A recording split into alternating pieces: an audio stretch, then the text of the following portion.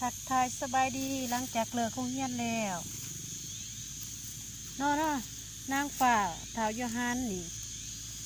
เก็บแมงแดกๆมั่วแน่อยู่พาแมงแดกๆพาโอ้บอลอุ้ยเว้ยนางฝ่าเว้ยนางฝ่าคนงามเว้ย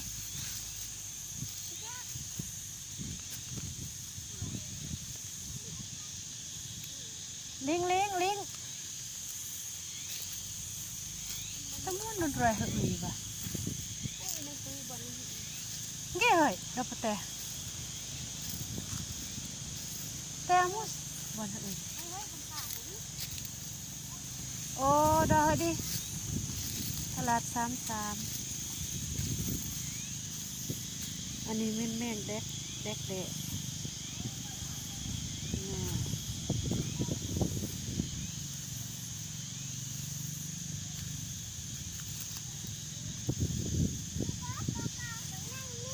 โอ้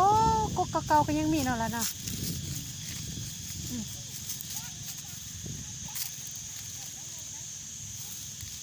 กกเก่าๆกกใหม่ๆ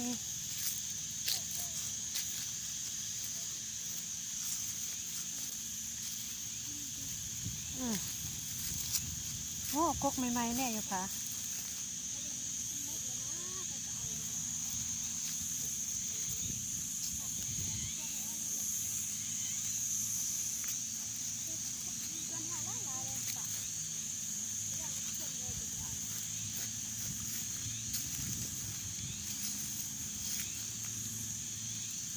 ไม่หอมค่ะ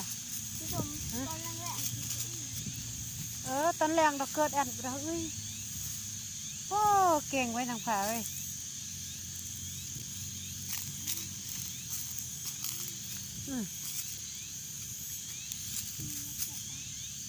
โอ้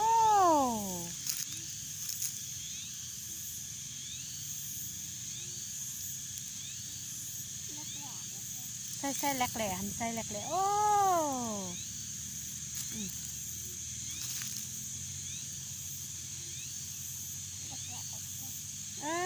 แหลกแหล่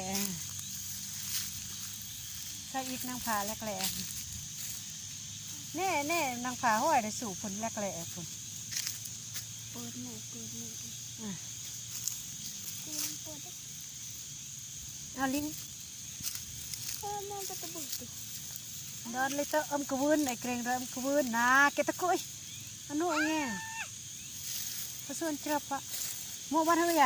ใส่แหลกแหล่นะเดี๋ยวสมาติดนะโอ้บ้านเฮยเว้ยแหลกแหล่วันนี้เบื้องแหลกแหล่โอ้แหลกแหล่เว้ยอามาเป็นอามาเว้ยโตแกเลยแกไว้อดเอาเยอะไปให้จุกขวดจานน่ะโอ้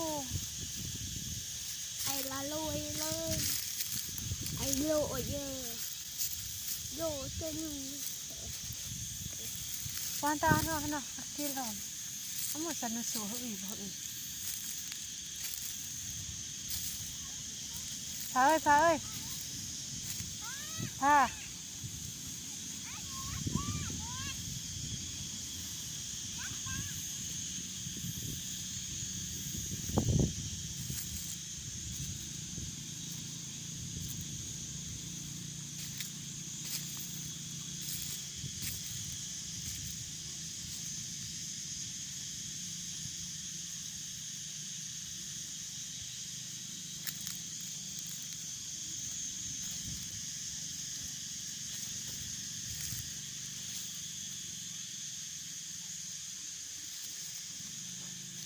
ที่ใส่ละแหลกแหล่นะค่ะ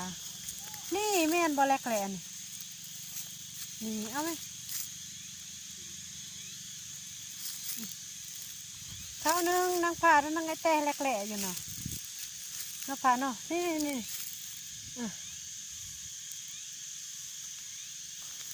เบื้องนอกอยู่ฟ้าเนาะตรงนี้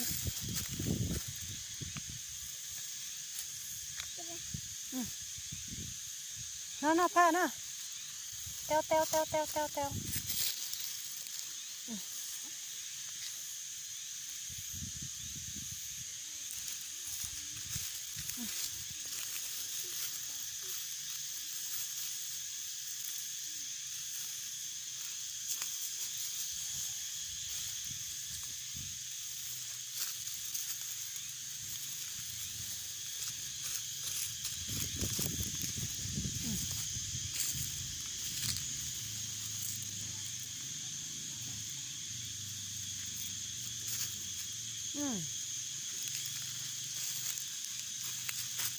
ว่าอย่าค่ะ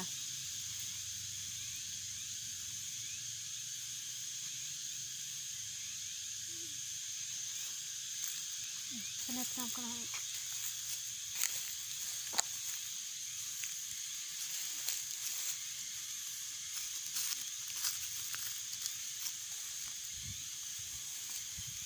นี่ตัวอะไรนี่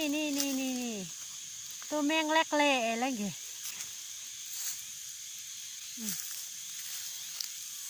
นอนเ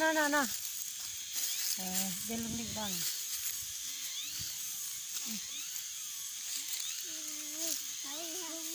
โม่แมงบง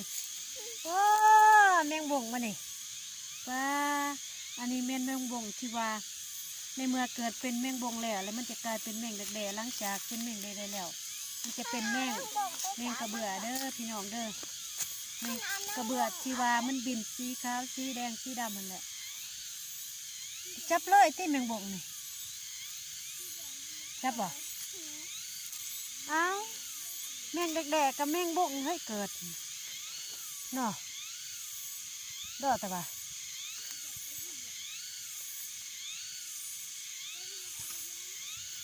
นี่อันนี้เป็นตัวแก่แล้วเนาะนี่เป็นสีดำมันเป็นตัวอ่อนหันเคี้ยวแต่ว่าเคี้ยวอ่อนก็ยังมีนี่ถ้ามันเป็นแดกแด่มันก็เป็นตามนี้เนาะถ้าฮะตาช่วยนี่งามขนาด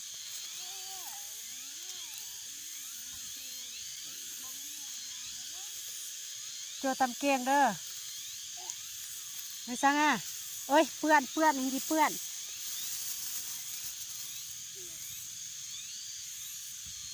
ไม่ตีอุ้ยเด้อไม่จวงเด้อไม่สั่งอ่ะ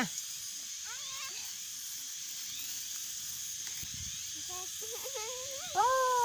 นี่ได้ลายขนาดพี่น้องแมงแดกแด่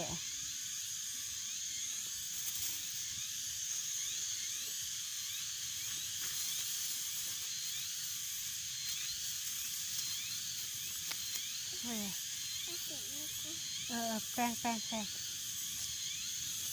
ตาตามเกียงเด้อ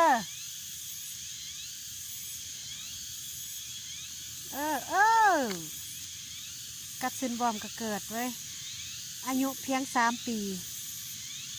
นั่งผ่ายิ้มมาหน่ะเบิ้งยิ้มเบิ้งสิตานาโปรไฟล์1 2เรียบร้อย